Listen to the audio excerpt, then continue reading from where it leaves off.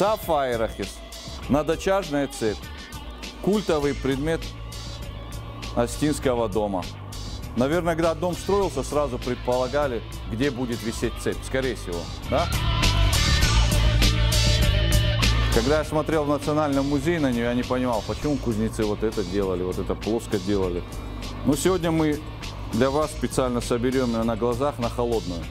Так, чтобы ее невозможно было потом снять. Ну, это ж такая вещь, что не сдернул и убежал. Да? Почему скруточки? Самый доступный вариант придать эстетику звену, да? Скрутили и потом сделали. Почему звенья так устроены? Посередине пережаты, все. Старая корабельная система цепи, чтобы звенья не перехлестывались. Если они не пережаты, будут перехлестываться, вот такие кучки создаваться. А? И это со временем приведет к поломке звена. Крюк для укорачивания цепи. Ну, если ак поднять надо, может греется пока, и да, может еще что. Теперь нижний узел, на котором, собственно, висел ак. Вот эту часть мы потом подсоединим сюда, а узел завяжем вот с этой частью. Это мы все на ваших глазах сделаем. Сделаем звенья и подсоединим. А это верхняя часть. А потом мы сделаем что-то типа балки и все соберем на ваших глазах. Вот такие вот дела. Ну что, приступаем? Скрученный пруток, так ему придавали красоту. И твердость, кстати, так жестче пруток, понимаете, да? Если его скрутить. В кузнечном деле форма отвечает за использование вещи. У каждой формы свое использование. Вот и весь разговор. Поэтому и вот эти вещи, похожие на барашков там и прочее, они не просто такой формы. Это хорошие, удобные формы, чтобы потом ак висел и не переворачивался, да? Понятно. Вот. А конца здесь ак. Потому эта штука широкая, чтобы не телепалась вот эта железочка ага. Сегодня аг у нас тоже будет, мы его подвесим. Проверим. Первый раз делаю, поэтому все сейчас вживую происходит. Погнали! В кузне надо действовать быстро, поэтому без обид, если не будете успевать перебегать. А? Здесь никаких медленных закидонов не может быть.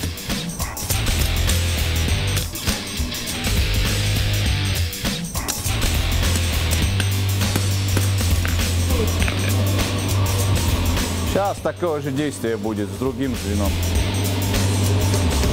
Погнали, погнали, погнали. Это наковальня, это исконно кузнечный инструмент, называется вилка. Это молоток. Это специальные клещи, чтобы брать и вдоль, и поперек. Видите, специально для звеньев цепи эти клещи созданы. Это заложили. Погнали дальше. Так. Подсоединим пока вот к этой части, на которой, собственно, висит ак. Да? Раз, погнали подсоединять.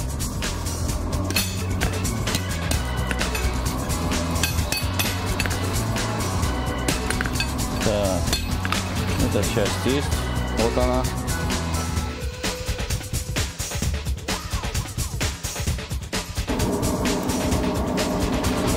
Раз, погнали. Второе звено подсоединяем. Угу. Так, это есть, видно, да? Вот два звена подсоединили.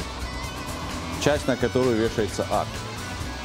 Теперь вот эта часть, которая будет присоединяться к цепи, мы ее подсоединим вот сюда, вот так, да? Сейчас нагреем, и вот такая вот будет конструкция, но с закрытыми звеньями уже видно, да? Сейчас подсоединять будем. Так, погнали греть одно звено. Допустим, эту цепь можно делать гораздо интереснее сейчас, да, гораздо.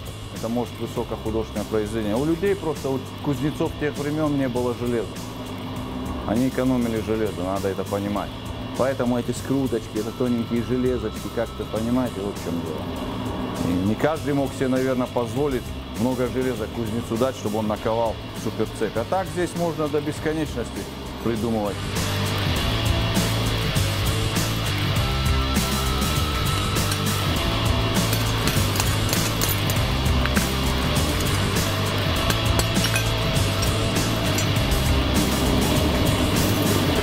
Не так подсоединил. Вот уже ошибочка пошла. Разъединяем. Обратно. Показываю. Поправка железа. Другое звено надо было подсоединять. Вот это. О. Попробуем добить ее. Раз. Погнали дальше. Кухайных хасна. Спасибо.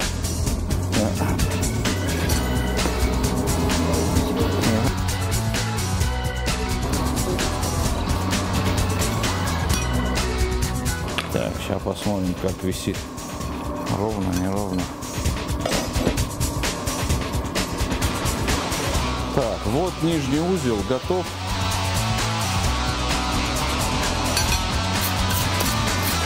А чтобы нам было с ним удобнее работать, мы это дело погрузим в воду, охладим. Заодно оно чуть-чуть прикалится и станет жить. Так, все. Это звено готово. Это. Вот ее нижняя часть, которую вот сюда надо подсоединить, а это верхняя. Сюда мы выкуем потом звено отдельно. Сейчас вот это раскрою, подсоединю и уже готово.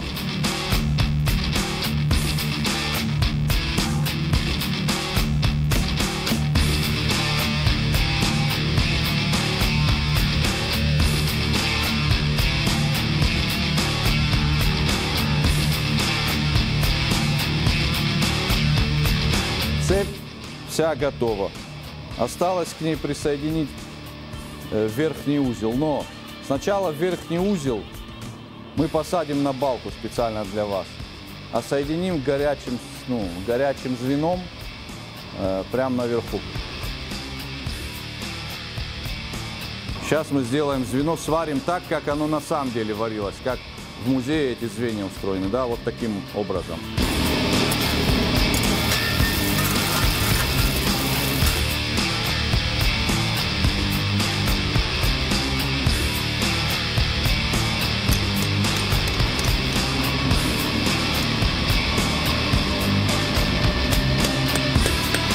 Сейчас мы готовим звено, заготовку кузнечной сварки. Когда свариваешь два железа, что мешает нормальной сварке между собой двух кусков железа? Кислород, он дает окалину. И окалина мешает соединиться с железу. А бура мешает поступлению кислорода. И железо сваривает. Погнали.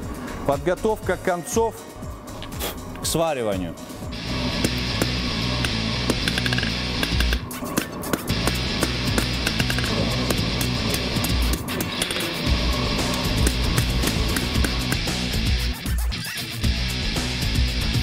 Снимайте, потому что сейчас я когда посыплю бурой, потом я доведу ее до такой температуры, что она заискрит.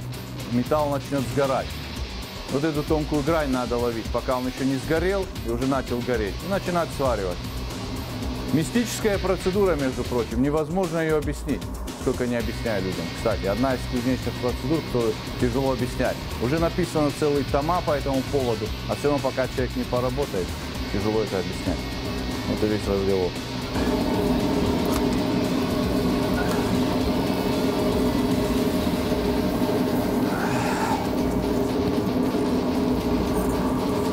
Желающих бывает много, нет-нет заходят, что-то там начинают копаться, а потом все, встали. Надо что-то в себе перестроить. Не получится, что ты пришел, и вот какой ты есть, начал работать, да, и у тебя начало получаться. Если ты себя внутри не перестроишь, тогда у тебя не получится ничего. У некоторых людей получается, у них все качества для этого есть. Вот мой напарник, вот он, Сослан. Я, например, полгода себя очень сильно ломал.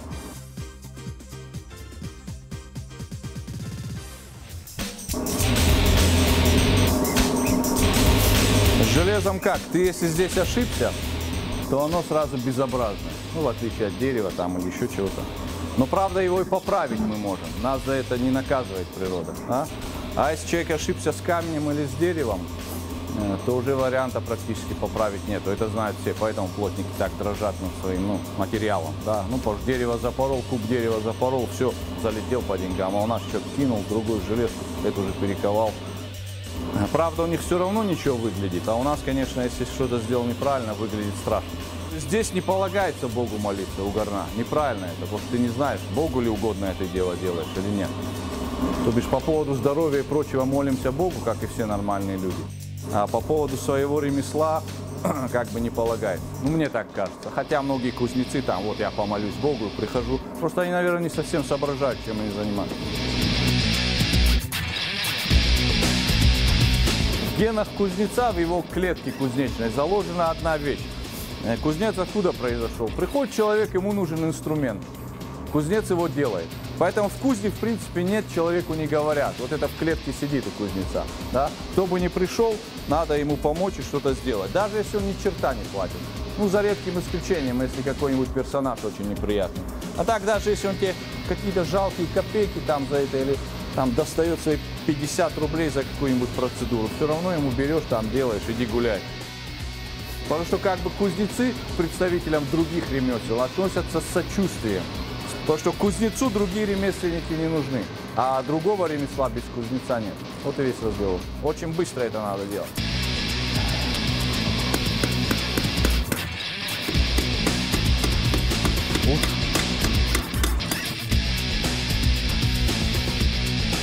Вообще даже в нарских сказаниях, когда проклинают, то всегда там, чтобы твоя надочажная цепь пропала или еще что-то в этом роде. Поэтому, скорее всего, человек, который сперся о фаерах, и все, ему уже подписан приговор практически был. Надо сразу дёру давать. Получалось, что надо было демонтировать всю балку.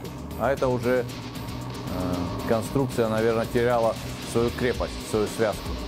И, конечно, это была уже катастрофа, получается, для дома. Если перекидываться на нарский эпос, это зашифрованная поэма о металлах.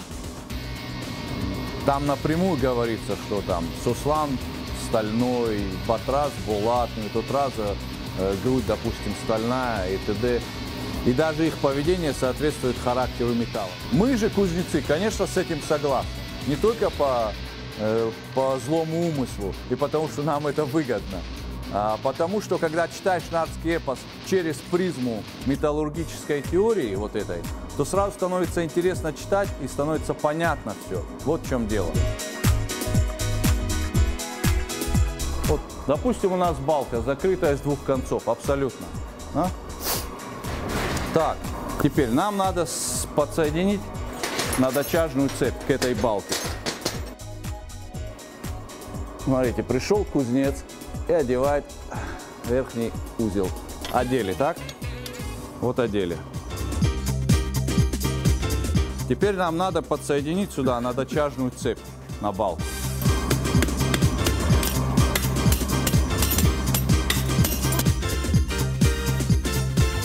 Moment of truth, момент истины. Сам не знаю, что из этого выйдет.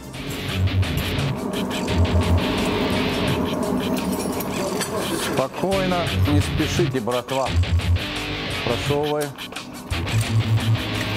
Давай, зачекнул, зачекнул. Давай, пережми. Поменяемся, давай. Оп, пардон. Поменяемся. Так. Есть.